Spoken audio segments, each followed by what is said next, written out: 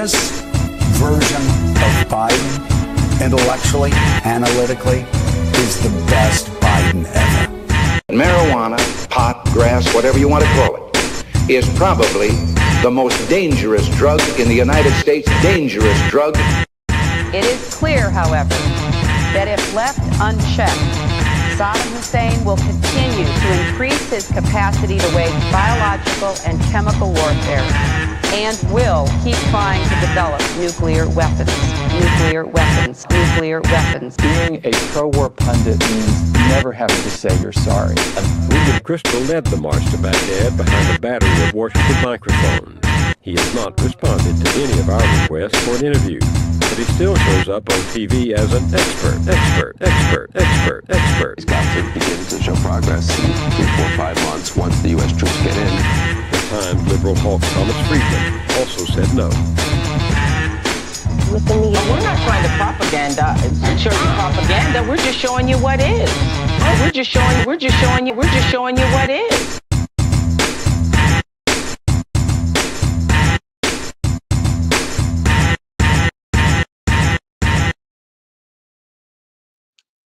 We're just showing you what is, citizens of the internet. We are back again with episode number 6 of the Almost Daily Show. Yeah, there's already 6 of these guys. Well, 5 of these guys on the internet. This will be the 6th one. So there's a lot to talk about today, and I want to start by talking about Canadian nationalism, which is kind of the theme for today's show. I think, I'm going to go off script a little bit and just show you, this is one of my favorite comedy bits, and honestly, one of my favorite comedians, Daniel Tosh. But check out, this is his take on Canada. Check this out. Here you go. Canada has the greatest fence ever built. America. It is foolproof if you can afford it. Really easy to be the cool, open-minded hippie country when there's a Kevlar snuggie of America draped around your fat, frozen asses, daring the world to talk shit. We don't use our military. We know. We got you taken care of. Go back to bed. We'll wake you when the NHL playoffs start.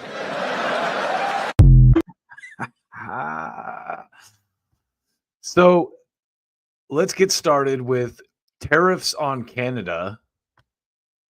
Hold on a second. That's a later slide there. So as you know, Donald Trump announced tariffs on Canada. And here's what we're actually going to start with. This is from Candace Owens, of course, and she's retweeting Trump. Trump says, "Today I've implemented a 25% tariff on imports from Mexico and Canada, 10% on Canadian energy, and a 10% additional tariff on China. This was done through the International Emergency Economic Powers Act because of the major threat of illegal aliens and deadly drugs killing our citizens, including fentanyl. We need to protect Americans, and it is my duty as president to ensure the safety of all. I made a promise on my campaign to stop the flood of illegal aliens and drugs were pouring across our borders, and Americans overwhelmingly voted in favor of it." I don't know what that has to do with tariffs exactly, but I will say this. So in response to this, Trudeau jumped on and he said, "Now is the time to choose products made right here in Canada. Check the labels. Let's do our part. Whenever we can, choose Canada." And of course, all the smartasses in the Twitter sphere immediately jumped on him with, "Hey, I thought boycotting had no place in Canada because, a while back, Trudeau, being the Zionist puppet that he is, opposed the BDS movement. Like, Israeli Apartheid Week has no place on Canadian campuses. As an McGill U alumni, I'm disappointed. Enough is enough." So it's interesting how Trump is kind of coming in this second term, almost similar to how he did the first term. But what I think is interesting about this that I think is lost on a lot of people is he is a negotiator. And, you know, I mean, he wrote a book called Art of the Deal. So he does this kind of blustery stuff, I think, largely to get a reaction. And I want to show you some breaking news from this morning, because this was done, you know, these tariff announcements were made on Saturday. And here's what happened as of this morning. This is pretty interesting stuff. We won't watch all of this, but this is from. We begin with this Fox News Paris. alert. President Trump has the world's attention now. He came through on a campaign promise, hitting Canada, Mexico, and China with tariffs to protect Americans from the flow of illegal immigrants and fentanyl in this country. And we can now report Mexico and Canada are leaning in. Okay. How do tariffs prevent the flow of illegal immigrants? That doesn't make any sense. Like, Fox News really getting off on the right foot, not making any sense. Trump's Art of the Deal. The president of Mexico, Claudia Sheinbaum, spoke to Trump and is saying she will send 10,000 Mexican military to their side of the southern border. That's meant to assist with the border crisis left behind by the Biden-Harris administration. Trump says they agreed to pause any tariffs for 30 days. Okay, I also take issue with them framing the border crisis as the Biden-Harris administration's thing. It's everybody's thing. No one, it's not like the Biden-Harris administration. Well, Bill Maher did show a chart that seemed like pretty, but it's, you know, it's a chart. The point I'm making here is it's not just them. Maybe they contributed to the problem more than others did, but everyone from, you know, Reagan on has contributed to this program. Reagan gave illegal immigrants amnesty back in the day. So look it up. I'm Harris Faulkner. You are in the Faulkner Focus. Oh, the yeah. president also just spoke with Canadian Prime Minister Justin Trudeau. And we'll talk with him again today in a few hours. Senior White House correspondent Peter Ducey. Peter, a lot of movement today.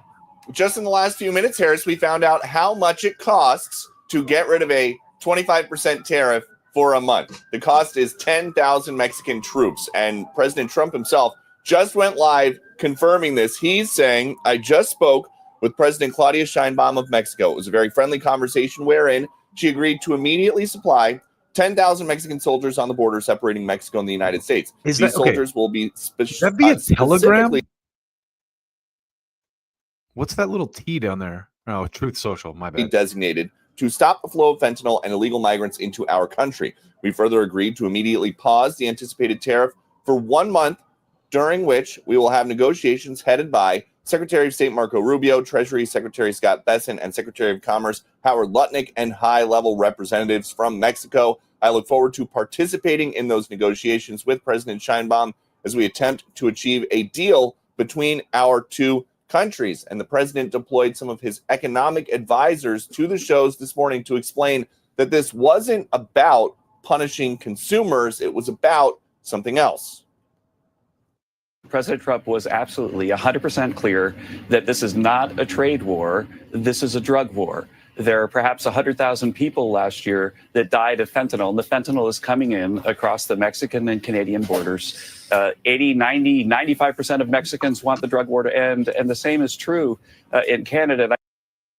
The only event on President Trump's schedule later today is an event at 3 p.m. celebrating the Stanley Cup win of the Florida Panthers. That's right around the time that we understand he's also supposed to talk to Prime Minister Trudeau. We will see if Trudeau is able to head off the tariffs there for a month, something that we have not heard about yet. Is he also... Trump's going to stiff Trudeau and just go to the NHL celebration and be like, oh, sorry. That's funny. That's some funny irony, too. Like, they're like, oh, Trump's like, oh, sorry, I can't talk to you right now, Canada. I'm at an NHL celebration with an American team. Jesus Christ. So anyway, the tariff threats look like they are a negotiating tactic more than anything else to me at this point. It doesn't seem like it's a serious thing because he's already, he got some shit out of Mexico. And he's like, okay, no more tariffs. We'll hold the tariffs off. You gave us some troops. We're going to hold the tariffs off. So, it's say what you want about Trump. He deviates from the typical, establishment script in a way that people don't like. And, what are you going to do? Maybe it works. Whatever the case, like Justin and I talked, I don't know if you saw last night, we did the Post-Partisan podcast, myself and Justin from the Nielsen show. He's right-wing leaning, but we agree on a lot of this kind of stuff. Once you really get down to the nitty-gritty of what it means for the country. So we will see what happens. Watch that space. But Trump's supposed to talk to Trudeau today, and that ought to be, it'll be interesting to see what comes of that, right? So the next story I have on the roster for you today is about USAID, and let's start with this tweet from your boy Mike Benz, the homie. I got that air horn sound effect now. I'm going to use it. And so he's retweeting this guy as a former member of the Intel community. If you saw just 10% of what I've seen about USAID activities, you would be perplexed about such gross misconduct and ineptitude, coupled with absolute acknowledgement why the agency and particularly State Department have such a vested interest. And Mike Benz's response is, I cannot adequately convey to you how many dozens of former members of the intelligence community have written to me this exact same sentiment about USAID. So this is massive. And,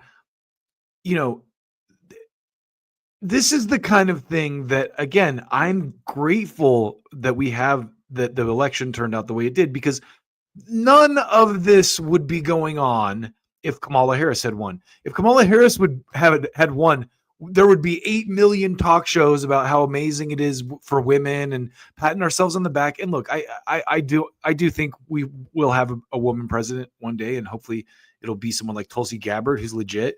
So I don't want to like hurt women's feelings on that, but it just seems like that's been the Democrats' game, is to get you caught up in this kind of like decorum, or like the optics of things. Like, oh yay, it's a black lady. Who cares what she's doing? Yay for us, we elected a black woman. Like, that's what Barack Obama was, and that's why they wanted another Obama. They wanted someone that could do that again, because liberals did not give a shit about. In fact, they defended Obama doing neoconservative things. I was one of them at the time. I kind of finally came out of it in the Ron Paul era during, around 2012 or so. But to keep going here, James Lee, one of my favorite and your favorite TikTokers, did this piece about USAID. And it's interesting to note how they're framing this, how the, permanent Washington types are framing this. Listen to this. We have some news right now. The Trump administration has completely shut down the USAID website, which is the agency responsible for humanitarian assistance around the world. No. USAID is not just a humanitarian.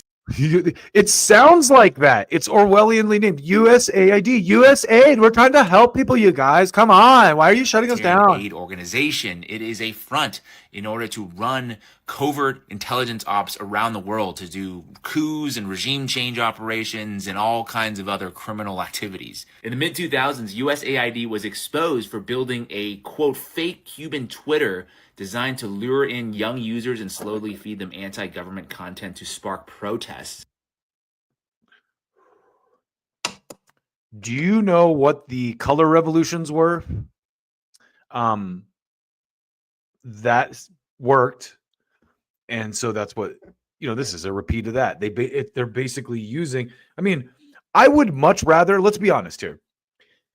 If I had to choose, I would much rather my government was overthrowing countries like that through social media and propaganda than with bombs, right?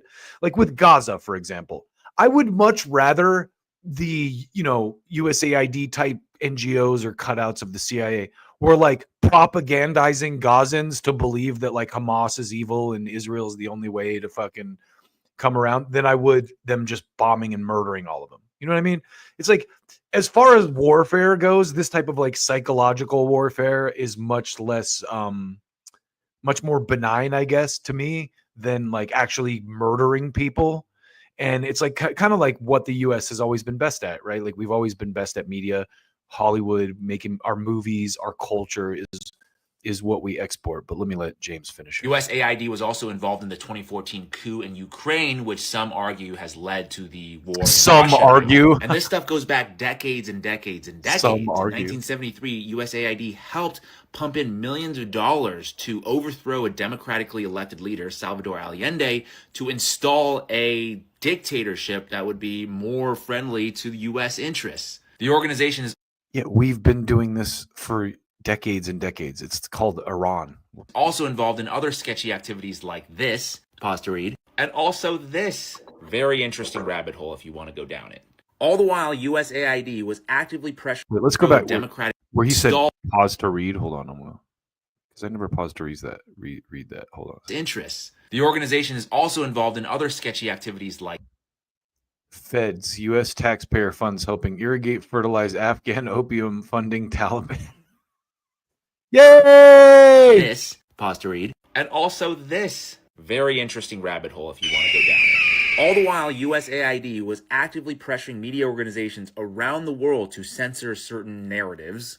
My point is, I'm sure there are some people on the ground doing good work at USAID. I'm sure there's good people doing good work. But at its core, it is a criminal organization. I just thought... Hey, are there any balls down there? About the biggest bear you ever seen, Dingleberry. So USAID was shut off, and they try to they're trying to propagandize it as Trump's shutting down a vital aid supply to foreign people because he's a racist who just hates people of color and wants to shut off all their aid. So here's another dumb take on this from Elon Musk. USAID was a viper's nest of radical left Marxists who hate America. Dude, not everyone you don't like is a radical left Marxist, you dumb. Here's my chance to use this.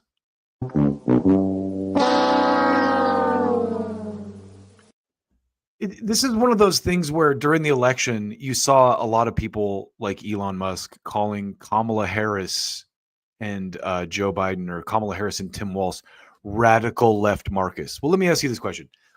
Would Liz Cheney and Dick Cheney and John Bolton endorse a radical left Marxist? Radical left Marcus? A radical left Marcus Allen? Radical left Marxist? No, of course not. These people are not radical left Everyone you dislike is not a radical left Marxist. Elon Musk. You and Tim Pool need to get together and have a beer and call everybody radical left. The left is coming. The left. The left. So here's Vijay Prasad. He chimes in with some sensibility here. Actually, Elon Musk, radical left Marxists such as myself detest USAID. It was a viper's nest of liberal imperialists. Yes. Thank you. Correct answer. And we're going to wrap this up with the glory of USAID, probably one of their biggest accomplishments of the last 5 to 10 years, right here from your man, Chief Nerd. He says, let me get this straight. Fauci's NIAID and USAID sent over $40 million in U.S. taxpayer support to a scientist in Wuhan who was working on bat coronavirus emergence research, who also became patient zero for COVID-19. And the completion date for that funding was in 2019. This document was obtained by via FOIA by White Coat Waste. Give them a follow. So, yeah, I mean, the idea that Fauci is a radical left Marxist is pretty ridiculous. But this is the kind of thing that this organization or this agency was responsible for, these types of shenanigans. So once again, here's Trump doing something I didn't even know he was capable of doing or that I wanted him to do. But thank you. That's fucking brilliant. That's the kind of shit that needs to be happening.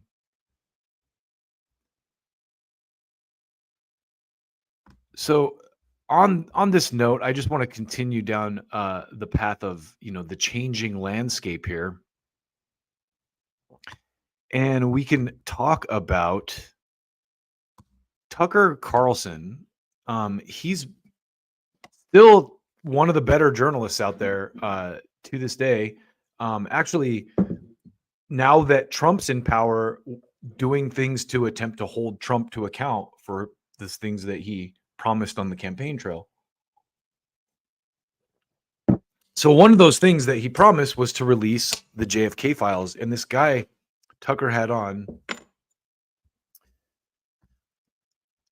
I have to look this guy's name up because I don't want to show you this clip without saying his name because I don't even remember what it is. And I've watched the clip now like 4 times.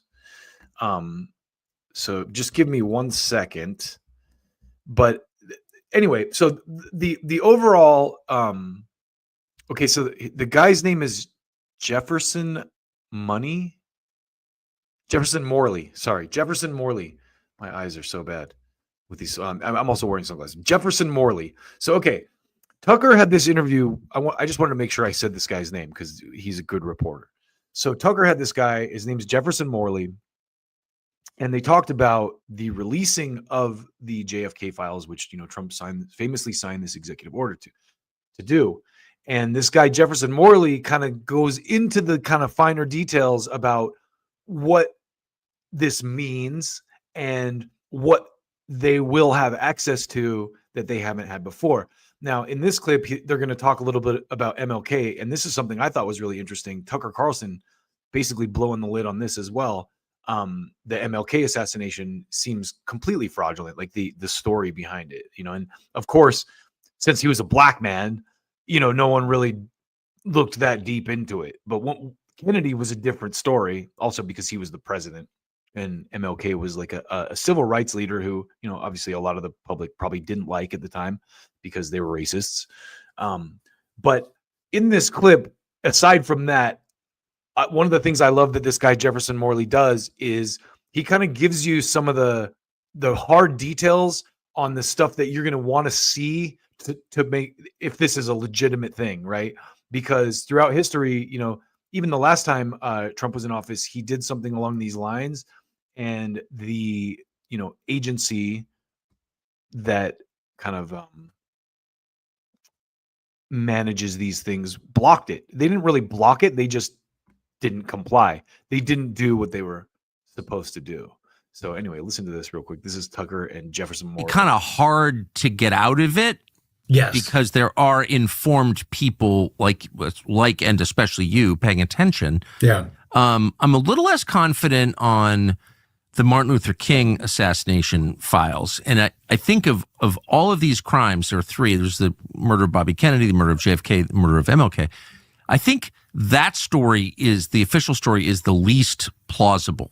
I mean, it's actually ridiculous that he was murdered by a prison inmate acting alone, but without a job, but somehow that prison inmate winds up going to Canada, then the UK, then is heading to South Africa with 2 forged foreign passports. And he did that all by himself. Like, that's just, I mean, come on. Yeah. And so clearly there was a conspiracy to 2 forged so are they talking about what's the guy that supposedly killed fucking it's like John something, the guy who killed MLK? I didn't know he had foreign passports.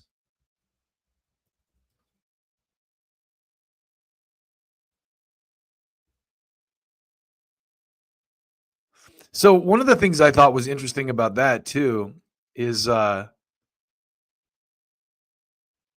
his kids believe that, so the guy who the guy who James Earl Ray, that's his name.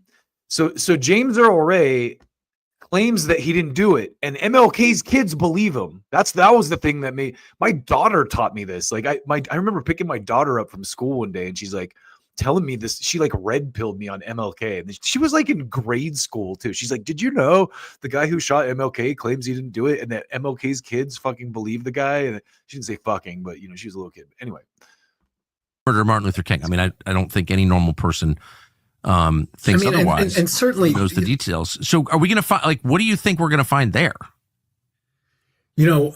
I don't know those records as well, but the fact that they're secret, I mean, we don't need to argue about the conclusions. The point is we need the records and then we can have an informed debate. But right now we have no informed debate, especially about MLK, but even about JFK and RFK. We don't have all the records. So, it's the CIA is very good, and its allies in the establishment media are very good at changing the subject and getting us to argue about things that are not really germane. The point is the law is very clear. The CIA's blown the deadline, and this material should be made public, all of it. If it's trivial, so be it. I'm not saying I'm right about how I interpret these records. Put it out there and you can decide if I'm right. That's right.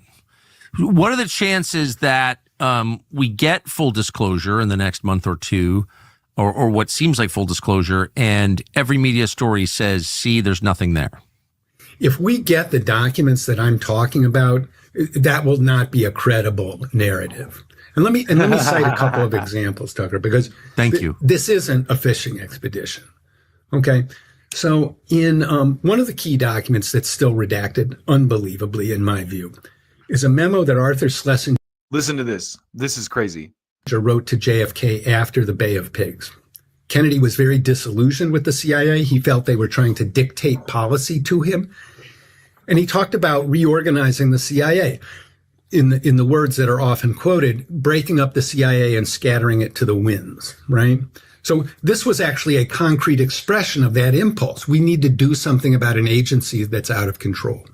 Arthur Schlesinger writes up his thoughts. He's got a security clearance, does a very careful study of CIA operations. In that memo to Kennedy, there is still almost an entire page redacted. Okay. So the CIA is censoring criticism of itself by the White House. And we're not allowed to see that 61 years later. So that's crazy. So just to put that into perspective, even more deeply, they're hiding what an elected leader said. They're hiding criticism, an agency, and an what's the word? I was going to say entrenched. That's the word I was looking for. An entrenched agency is blocking you from criticism, is blocking you from reading criticism that was made by an elected leader. A leader elected by the people who was also Schlesinger's memo. It's not about the events that happened in Dallas. It's about the alienation of Kennedy and the CIA. That's a very basic test. If we don't get that document, the whole thing's a joke. Okay. It's that simple. But is it legal to criticize the CIA still? Well, that's what this document, it raises the question, right? If somebody knows the contents of that censored page and came to me and said, Jeff, I'll tell you what's in there, under the law right now, they would be taking a certain legal risk. That's a fact. And, when a JFK whistleblower approached me a couple of years ago, and I wrote about this on JFK Facts last year, he described to me a secret CIA facility in Northern Virginia where he had worked as a contractor. And he said, there's a JFK archive in there. He had seen it. He had talked to the woman who ran it, who controlled access to it. He saw what was on the shelves there. So, that guy, it was risky for him to talk to me. And it took a long time for me to convince him to come forward. And he only came forward after a couple of years when he realized nothing was happening. There was no prospect of the CIA coming clean. So I thought that was interesting just because he gives, and go watch the full interview. It's actually really good. It's not even that long. It's like 30 minutes, but they get real into the details about like what kind of like he just told you that Schlesinger file. It's like, and I love the specifics of this. This is what I wanted to hear, because I want to know what we're going to get, and what he's saying with that. This guy's giving you specific pieces of information and saying, listen, if we don't get at least this much or this particular document, we know that this is bullshit. At the beginning of the interview too, he says one of the things to watch out for is there's a loophole written into Trump's executive order that allows the head of the agency to redact or edit anything that comes out. So it's still, he's like, that right there makes the whole thing unserious, because if they're still allowed to edit what we get, then it's not real accountability. There's not going to be any real accountability, because they're still shielding themselves from accountability. So interesting stuff. Anyway, we got some people in the comments here. Of course you watch, so yeah. Tucker's one of the better journalists right now. Go to hell. Yes, I've been there. The last 4 years of the Biden administration, holy shit, that was hell. Jesus Christ. But thank you for the sentiment, kind and gentle soul. I appreciate that. Anyway, moving on. I hit you guys with kind of the serious intellectual stuff up front. Now we're going to get into the gossipy bullshit. And I caught this piece that Adam Carolla did. I think I caught it because the algorithm fed it to me because it had Jimmy Dore in it. But they're talking about the possibility that Hugh Hefner is gay. And there's a couple of things in here that I thought were kind of interesting and funny. So, let's talk about them. So this is from Adam Carolla's show. And we'll just, we'll get it started. Here you go. Hefner's son wants to buy Playboy again for $100 million. Cooper Hefner and a group of investors submitted an offer to Playboy Group that would see the brand once again family-owned more than 7 decades after it was founded by his late father.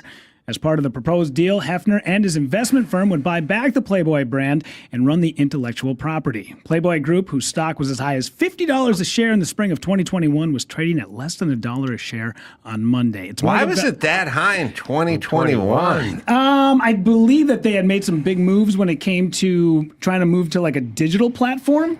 And then it just didn't take off. I see. Because of Pornhub and XNXX.com and all the other websites that were. So that was kind of the big deal was, Playboy kind of got moved out of the limelight because of all the other outlets that are out there. But what's weird is in the article that I was reading, they said that Playboy is valued at $50 million, but he makes a $100 million offer for it. Why would you, I'm not a financier, but I would think he did it to prevent someone else from beating him. Like it's a high enough of a bid that no one's going to compete with that. No, it's like almost double what the company's worth. And it's his dad's company. So there's sentimental value in it for him. Listen, Cooper, I'm going to give you some advice. If I were going to take over a brand like Playboy, what you've got going for you is the legacy part of the brand, right? So the logo, the name, the idea that like beautiful women are associated with it, right? You might have like a social media following on Instagram and Facebook or whatever, depending on how much that was developed. But if I was Cooper Hefner, what I would do is I would turn Playboy into a lifestyle brand. They may already sell lingerie, but I would really zero in on selling actual physical product, like panties and bras, like a Victoria's Secret style brand. And then you can couple that with the models and the kind of like magazine brand you already have, where it's like now your models, guys are flipping through Instagram are going to like your models, but also in the model's wearing like the latest Playboy bra line and panty line. And, there's a link to buy it. Right. And then that guy can forward it to his girlfriend, or, even a lot of women will look at Playboy for that reason. They want to buy the lingerie or whatever. So it's kind of like, I think that's the smartest way to do it in a digital age, is turn it into more of an actual physical brand where you're actually selling a hard product and you're using that legacy brand because it's an established brand. Like Playboy is an established brand in the same way that, People magazine is. It was a very popular magazine for a long time. And then you can also, who knows, like if the lingerie thing works, you can sell other stuff to guys like, oh, here's a cool player cigarette light. Then you can be like the player brand, that also, so not only do you sell lingerie to women, you also sell like cool lighters with Playboy bunnies on them, or, that kind of stuff. I think tchotchkes or stuff that's cool, like cigar cases and briefcases and stuff for Playboys. You know what I mean? And I who knows? Maybe they should make me CEO. I could really reinvigorate their brand. Either. Feel like just in the air freshener, the van air fresheners alone have got to be worth $20 million bucks worth of intellectual property. Like you want to cruise in a van. Oh, it's not doable without a Playboy. Yeah. Unclear, by the way, what the Playboy scent is. Could be a lot of different things. It's kind of like when I was a kid and I would steal my dad's Playboys, they always had like cologne ads in them, right? So they always smelled like cologne to some degree, like print. So that's the Playboy scent to me. It's print paper and cologne, the vague scent of cheap cologne or cologne that was advertised. And if Paltrow comes out with a candle, it's like, what are we smelling here? Yeah, it's exactly. Bill Cosby's bowls from back in the day. Oh my God. I always laugh because at a certain point, Hugh's 80 years old and he's banging around with the 22-year-old runaway chicks from Muncie, Indiana, who are the hottest chicks in their town. And he's got to say to them, like at some point, like, What's your name, good news, scumbag? girls. Guess who's coming over for movie night? Don Adams. And they're like, who? Get smart. Hello. Yeah, we don't know what any of this is. Yeah. Like, because he would play cards and do like movie night with these old comedians that the young chicks never fucking heard of in a million years. And then there was talk about him being bi or gay or whatever. Oh, really? I didn't hear that. Yeah. Okay, this is what I wanted to get into because this kind of stuff, it seems like it's just an unfounded rumor. And the guy's dead now, so he obviously isn't around to defend himself. But also, when this kind of stuff comes up, I always wonder, what is the proof? And they quote some person in this, like, we'll go through it. Yeah, that was a thing. And he even did interviews and stuff where he was just like, yeah, once in a while. Really? Yeah. No kidding. I don't get it. Do we trust I don't know. Okay, maybe there's some overcompensation going on with him in the chick department. I guess what I'm saying is like if somebody goes, yeah, you walk in and like you go, oh, whatever's in the nightstand, and you open the nightstand and you see a syringe with heroin in it, right? And you go, you shoot heroin? And they go, wow. Barely. Like once in a while. I feel that way about taking it in the ass. You know what I mean? I'm like, yeah, now and then on a full moon, but not really my thing. Like it's like you're special occasions. Yeah. Holidays, certain holidays. I would just be like, no, never. Or all the time, like I would with heroin. Although I was in a group of people this past Christmas, and somebody said, "Oh, by the way, this is so and so and." Oh, wow. Yeah. Actual bisexual males are there? Zero. I don't mean in numbers. Yeah, I used to say on Loveline a million years ago, bisexual is gay with a publicist. And bisexual is you basically saying bye to heterosexuality and hello to homo. But they do it incrementally. Like, Elton John's bisexual. Oh, slow down. Still likes the ladies half the time. Monday, Wednesday, Friday, he gets with the ladies. It's like they do bisexual in a sort of like a slow, incremental way. So you used to have to deal like, Elton John's bi? Okay, all right. He's still half good with me. But then at some point, they always end up with a dude full time, right? So I had I mean I have a friend who's gay, and when I first met him, he goes, "Yeah, I'm bi," and I was like, "Oh, really? Like, how's that work out?" And he goes, "Well, I like dudes, so I'm actually gay." So he like just flat out admitted it, and it was like my experience with gay men too is the clear differentiator between myself and a gay man is I love pussy, and take that for what it's worth. I've never met a gay man who's like who doesn't go, ew, gross, vaginas are gross. You know what I mean? And that's fine. Like it's just a matter of different tastes. We have different tastes, you know? But to Adam's point, like I don't think it's possible to be bisexual. Howard Stern used to have a gay porn star on his show all the time who claimed he was straight.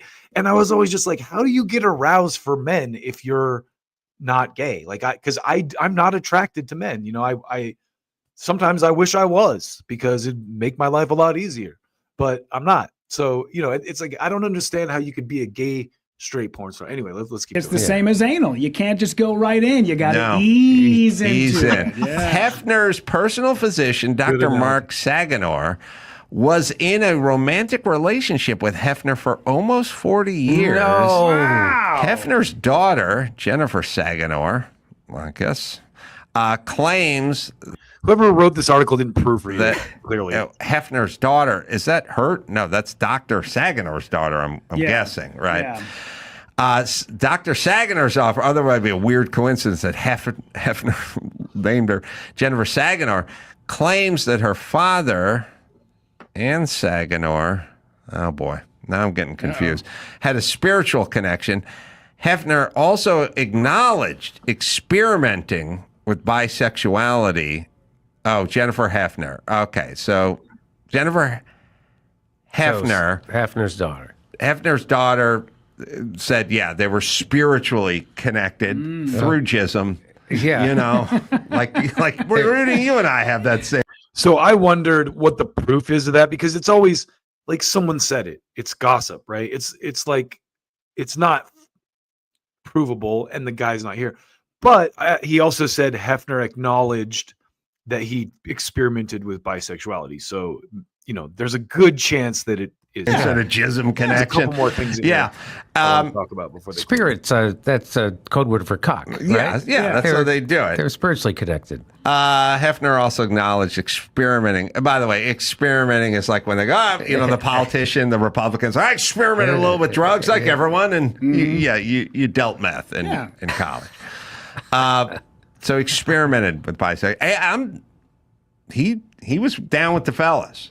Yeah. Wow. Yeah. And that's where James Caan came in. Yeah. No. James Caan, you know, Hef would leave. Oh, Jimmy's like, no, he wasn't gay too. No. Leave the party with 5 hot chicks and go into the bedroom, and then Caan would come in and go, all right, we know, homo. Yeah. You don't want none of this pussy. I'm here to mop up. Yeah, take your smoking jacket and pound sand. Yeah, or pound ass, but you know what's going on. Hey, ladies, it's time for a con job. He dropped the sweats. If he did not call a blowjob a con job, he was leaving money on the table. Yeah. So Hef was buying Gabe something. Wow. When you have that much money, at that point, we talked about this before with Richard Gere and the gerbil. When you have literally banged every hot woman on the planet. Okay, hold on a second. Richard Gere in the gerbil. Again, what is the proof of that story? That's an urban myth, an urban legend, whatever you want to say. Is there proof that Richard Gere, like, it just seems like some of these rumors just seem like they're like mean-spirited things that haters circulate. Like, you know, someone was mad that Richard Gere was banging Julia Roberts in the 80s, and they're like, yeah, he put a gerbil in his ass, I heard. There's nothing left to go for. Left. So that's why Hef, I imagine, at some point was like, I don't know, man. Maybe maybe Jimmy Caan does have a package down there. Well, that's what I don't get. I don't get about these Diddy parties. It's like Isn't sex with hot women enough? Like, why do you have to add this oppressive kind of thing to it? And yeah, if you're straight, Jimmy, yes, it is. It's plenty. Some of these, again, with the Hefner thing, just like the gerbil thing, it's kind of an urban legend. Like, you don't know. I would be curious to see the proof, I guess is what I'm saying. You know, maybe Hefner's daughter has like, you know, a diary or like love letters that he wrote to this guy or something that'll come out. And if that's the case, then I'll be like, okay, now I believe. But until then, it seems a little dicey. It's kind of like, oh, you know, I'm not sure how true. It's dicey in the same way this video I'm about to show you is, which is hilarious, about Chuck Schumer. And I have admittedly had this video in my head all morning. The song. Dude, deep inside, you know that it's true. You can try to deny it, but it's so hard to do. Chuck Schumer's wife is a dude.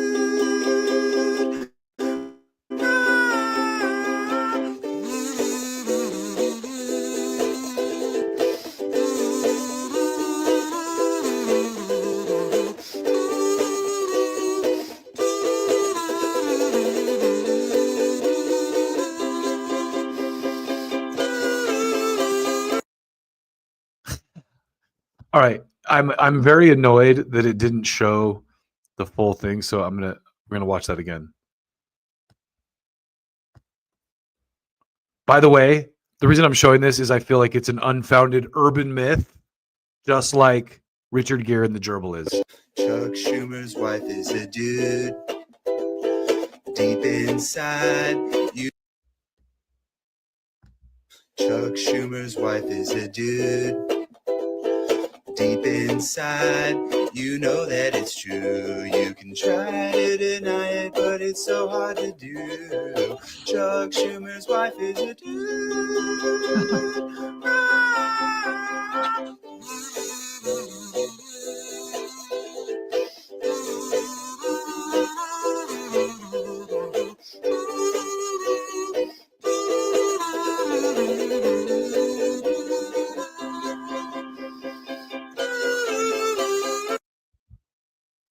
One more time. Right? One more time. Chuck Schumer's wife is a dude. Deep inside, you know that it's true. You can try to deny it, but it's so hard to do. Chuck Schumer's wife is a dude. I love the kazoo solo.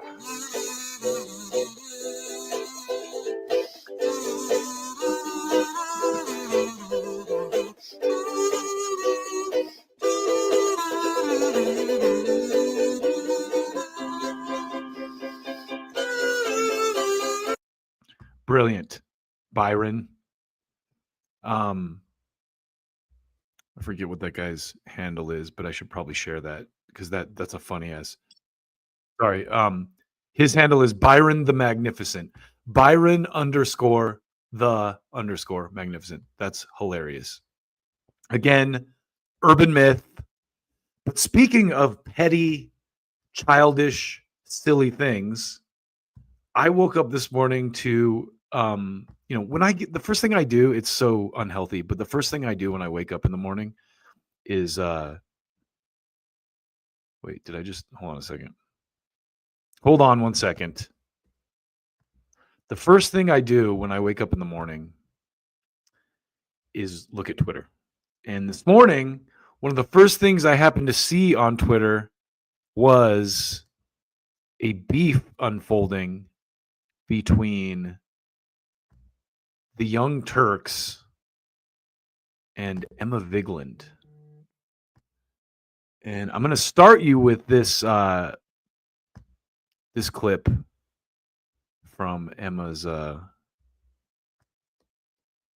Twitter account. That Francesca Fiorentini is currently attacking you about this, as if Donald Trump is unique. He's novel compared to past presidents, certainly a special kind of evil that we've never seen before. In her mind, these are the gulags that she was warning about. But in fact, this has been a long-standing practice. You can be against that practice, but Donald Trump isn't doing anything new here.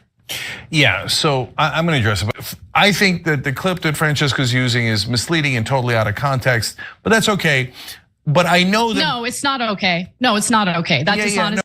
Yeah, it's not okay. Like, it's misleading and using misleading and out of context, or being dishonest. Like Anna Kasparian has any problem being dishonest. I'm going to lie about Jimmy Dore's sexual assault, committing sexual assault, completely fabricated claims that she even messaged him a threat about before she put out. So anyway, spare me your outrage, Anna. Dishonesty is not okay. Yeah, but continue. Go ahead. I hear you. Dishonesty is not okay. I don't mean to. But she's getting the likes that she unless you're using it in a weaponized way against people you have disagreements wants, with. right? Otherwise, I mean, who would pay attention to anything she's doing if she's not attacking TYT? But anyway, continue, Jane. Yeah, all right. So I thought this was funny, and the reason I wanted to read this is Emma's tweet here. It sounds like a Dr. Seuss rhyme. Listen, gotta love the performative piousness of polymarket populists. What the fuck is that, Dr. Seuss? The performative piousness of polymarket populists. Polymarket populists? What the fuck does that mean? That sounds like some real big, like, focus. Where did that come from? Polymarket? Do they must advertise with Polymarket, or what was? I don't know. Do liberals hate Polymarket now because of the election thing? Someone might have to educate me on that. Anyway, what'd she say? Coming for any Polymarket populists, coming for ally and movement partner Francesca Fiorentino, because she posted Cenk's own words coming from his mouth. Go back to your roots, ranking celebrity camel toes. Get your clicks that way as the rest of us oppose fascism. Talk about drama queening as we oppose fascism. Literally, all the stuff that Trump has done is stuff that the Democrats campaiaigned on, and I'm sure you've seen the videos of it. We here now, stupid. Let's keep going here. So this was a tweet that I think Anna Kasparian deleted, but just to show you like how petty this got, she goes, Emma, you should probably be open about the Harris campaign's ad buy on the Majority Report too. Maybe that's why you were cheering so hard for a woman who shooed away any left-wing activist who wanted to ask legitimate questions about her foreign policy in the Middle East.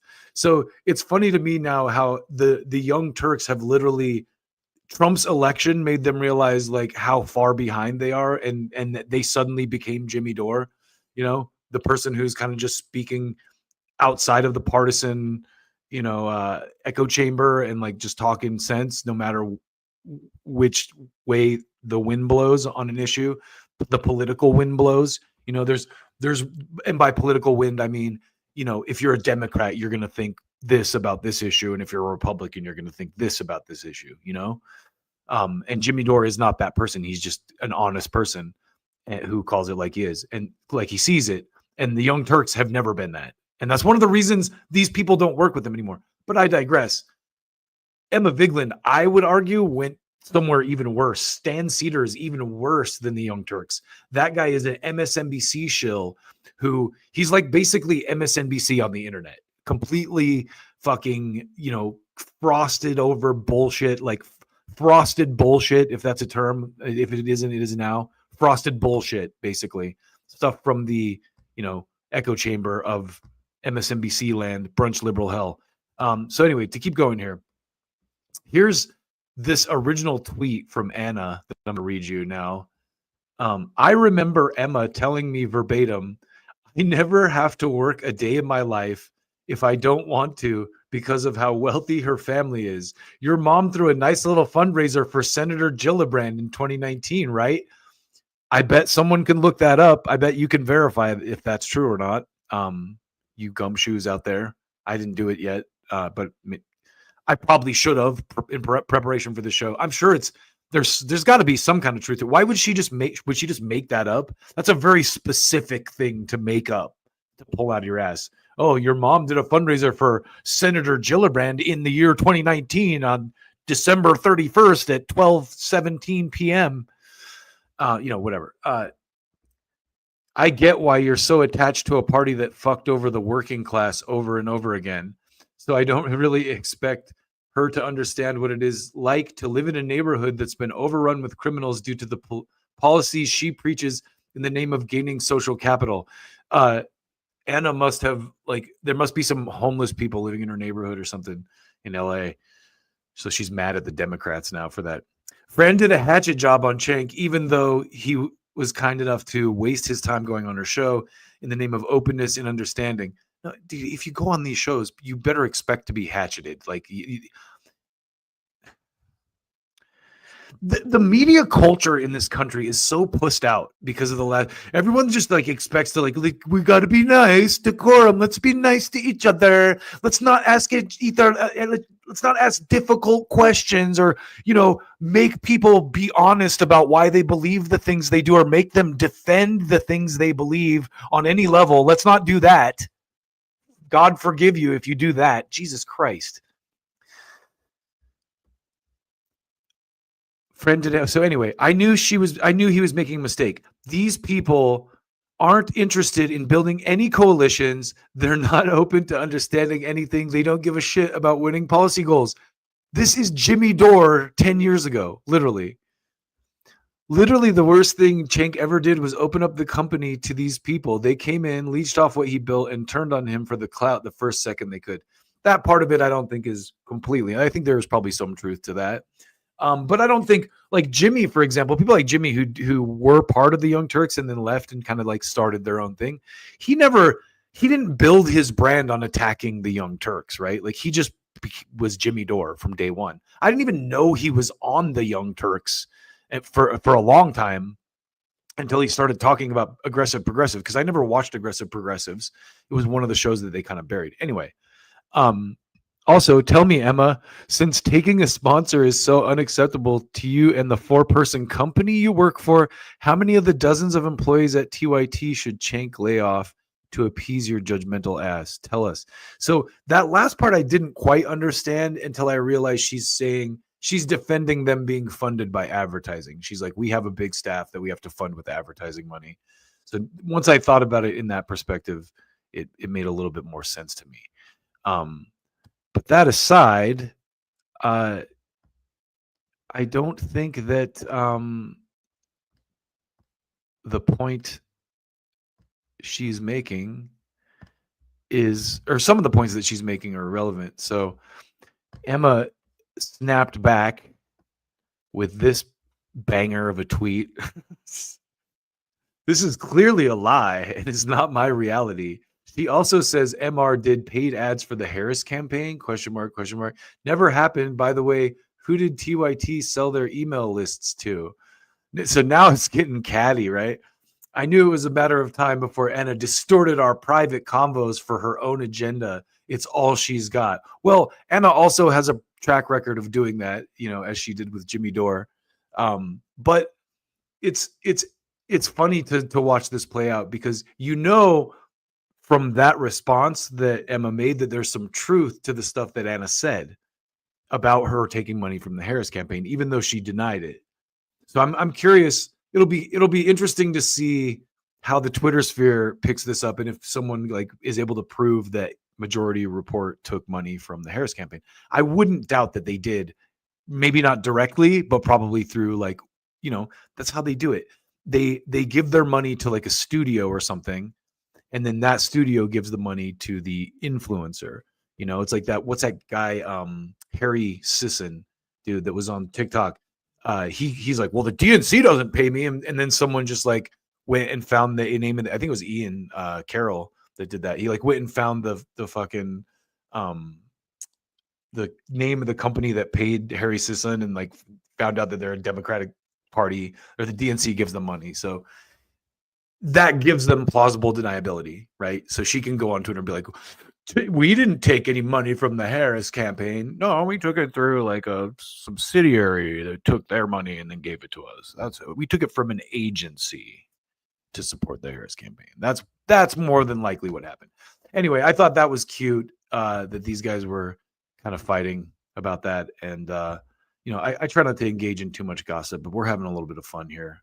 So,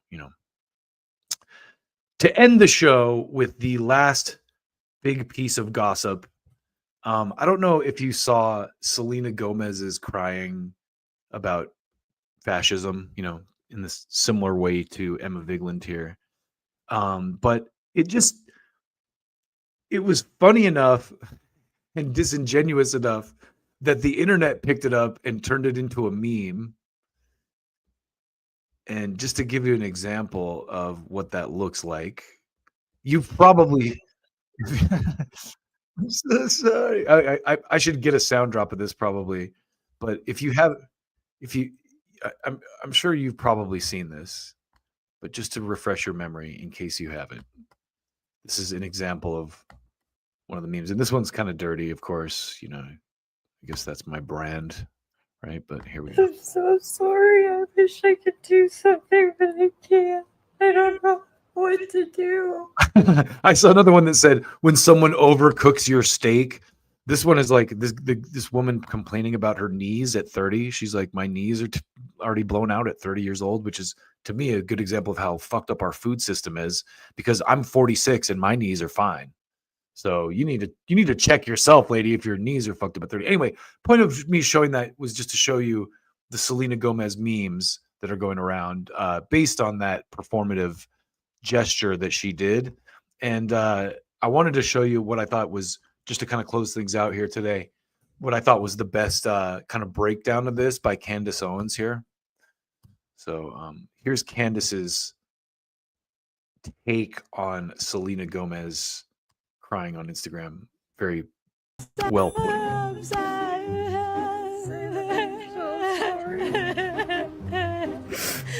My Instagram. My life. I'm so sorry. My life is it going? So sorry. I'm so sorry. I don't know what is happening. It's weird. It's the moment of consciousness that is weird for me. That you're thinking about your family. It tells me you're not really sad, because when you cry and you're actually super upset about something, the last thing you're thinking about is social media. But she's her own producer. She's her own videographer, and she's crying. So I think it's weird, and I think it's funny, and I think it's okay for us to objectively embrace the fact that Selena Gomez crying on Instagram is funny. It's as funny as Emma Vigland talking about opposing fascism. It's the same level of cringe, disgusting, performative bullshit. And I wanted to close out with that because, I have always been someone who's on the left. My number one issue to this day is public health care. That's what policy wise, that's my goal. And if you watch my conversation last night with Justin, who's on the right, I asked him point blank about, stuff like, for example, and this is why I love engaging right-wing people in conversation like this. We talked about police, and I was explaining how defund the police is not really about defunding the police. It's about starting an argument in an extreme place, so you actually get something at the end, right? So you start the argument in this extreme place with defund the police, and then you get, some reform to police organizations. Well, when it comes to healthcare, what I've been trying to do is frame the issue in a way that right-wingers kind of understand it. Because if you look at the polling, Republicans are largely on board with public health care now too.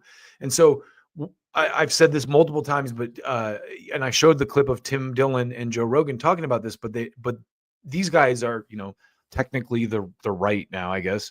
I don't really consider them right-wing, but they're talking about how if we're going, we kind of agree now after the Luigi incident and stuff that we need to provide healthcare for our people. And if we're going to do that, we have to have clear boundaries and definitions of what a citizen is.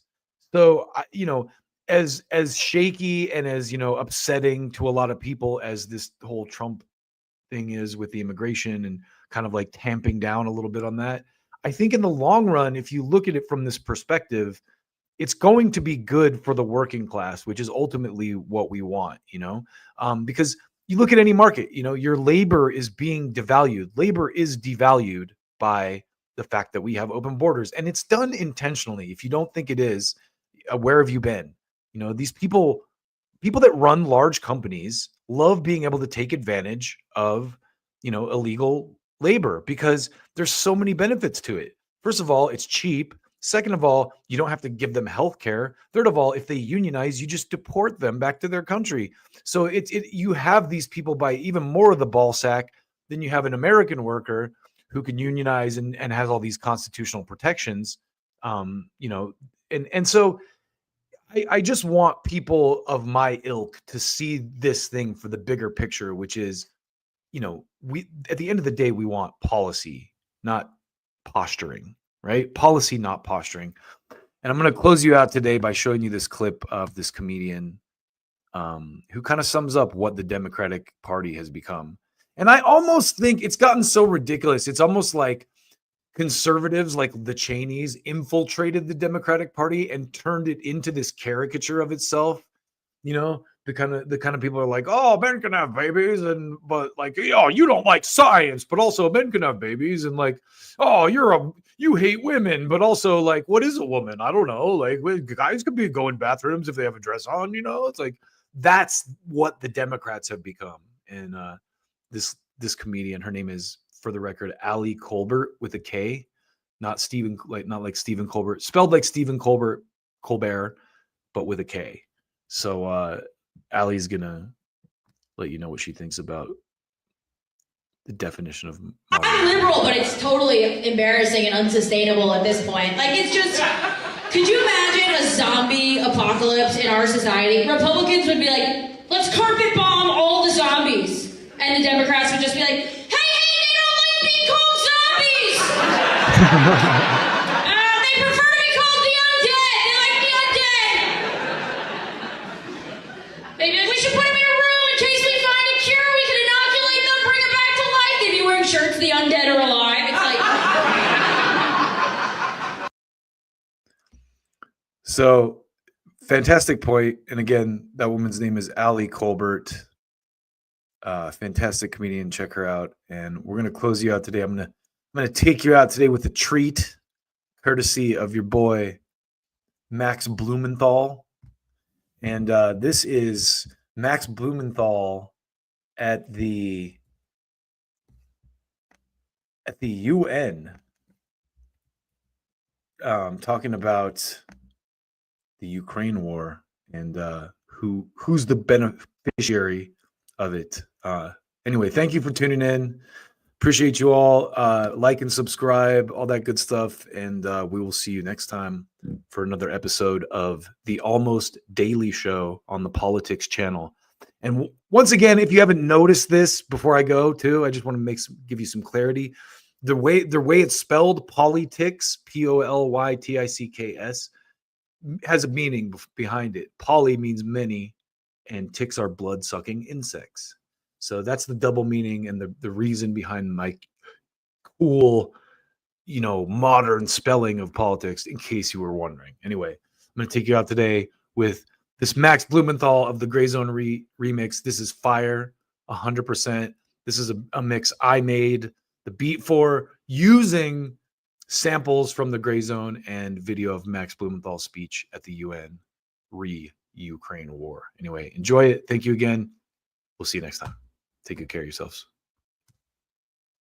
I'm describing to you, which sees Washington prioritize unrestrained funding for a proxy war with a nuclear power in a foreign land while our domestic infrastructure falls apart before our eyes, exposes a disturbing dynamic at the heart of the Ukraine conflict.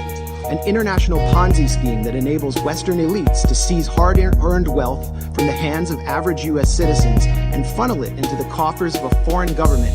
Indeed, military cemeteries in Ukraine are expanding almost as rapidly as the Northern Virginia McMansions and beachfront estates of executives from Lockheed Martin, Raytheon, and assorted Beltway contractors benefiting from the second highest level of military spending since World War II. These are the real winners of the Ukraine proxy war. These are the real winners of the Ukraine proxy war. The Biden administration not only knows that it cannot track the weapons it's shipping to Ukraine, it knows that it is escalating a proxy war against the world's largest nuclear power and daring it to respond in kind. A soldier complained this month to Vice News, "We don't know what Zelensky's plans are, but, quote, it looks like the extermination of its own population, like of the combat-ready and working-age population. That's it." Indeed, military cemeteries in Ukraine are expanding almost as rapidly as the Northern Virginia McMansions and beachfront estates of executives from Lockheed Martin, Raytheon, and assorted Beltway contractors benefiting from the second highest level of military spending since World War II. These are the real winners of the Ukraine proxy war. These are the real winners of the Ukraine proxy war. Senator Lindsey Graham has offered a much more grim and more on-the-mark rationale for supplying Ukraine with billions in weapons. As the senator boasted during a recent visit with Zelensky in Kiev, "The Russians are dying. It's the best money we've ever spent." And Graham has also said that Americans are ready to fight this war down to the last Ukrainian. So while military-age Ukrainian men are ripped off the streets by military police and sent to the front lines, the financially and politically connected architects of this proxy war are planning to walk through the revolving door to reap unimaginable profits. Military cemeteries in Ukraine are expanding almost as rapidly as the Northern Virginia McMansions and beachfront estates of executives from Lockheed Martin, Raytheon, and assorted Beltway contractors benefiting from the second highest level of military spending since World War II. These are the real winners of the Ukraine proxy war. These are the real winners of the Ukraine proxy war, to reap unimaginable profits once their time in the Biden administration is over. For them, a negotiated settlement to this territorial dispute means an end to the cash cow of close to $150 billion in U.S. aid to Ukraine. These are the real winners of the Ukraine proxy war. These are the real winners of the Ukraine proxy war. These are the real winners of the Ukraine proxy war.